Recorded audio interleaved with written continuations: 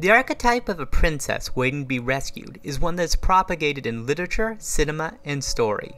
This archetype seems to transcend genre and generation, and it comes as no surprise this archetype made its way into video games. Before Mario was a plumber and rescuing a princess, he was a carpenter rescuing his girlfriend from a monkey.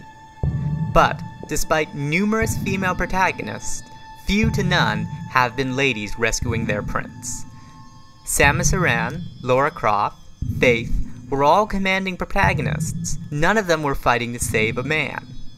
While it's true that Princess Peach did have a notable game where she rescued both Mario and Luigi from Bowser, the game sought to deliberately subvert the trope of the damsel in distress. A female protagonist is far more likely to be rescuing a child or a member of her own sex in the form of a sister or a friend than a man. While in present day, a woman doesn't need a man, one can argue, and Naomi Wolf does, that women often struggle to gain access to resources. When women make alliances with men, they're rewarded with more literal, social, and cultural capital. Wolf argues, since men have used women's beauty as a form of currency in circulation among men, ideas about beauty have evolved since the Industrial Revolution side by side with ideas about money. So the two are virtual parallels in our consumer economy. A woman looks like $1 million. She's a first-class beauty. Her face is her fortune. When women breached the power structure in the 1980s, the two economies finally merged. Beauty was no longer just a symbolic form of currency. It literally became money.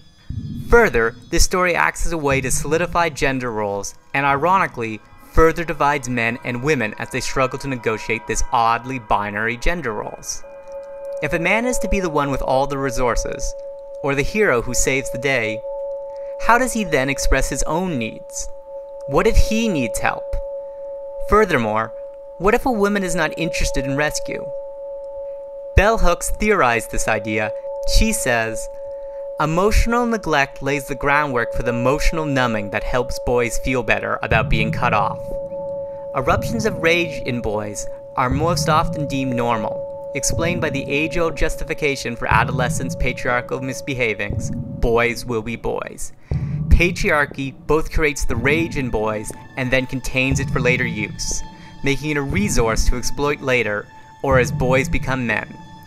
As a national product, this rage can be garnered to further imperialism, hatred, and oppression of women and men globally.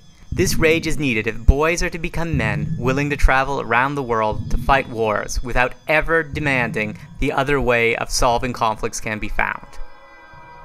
Bell Hooks further suggests that this creation of a masculine identity simmers with its own issues. Where women are imagined as in need of rescue, men are imagined as powerful and strong. These identities come at a price.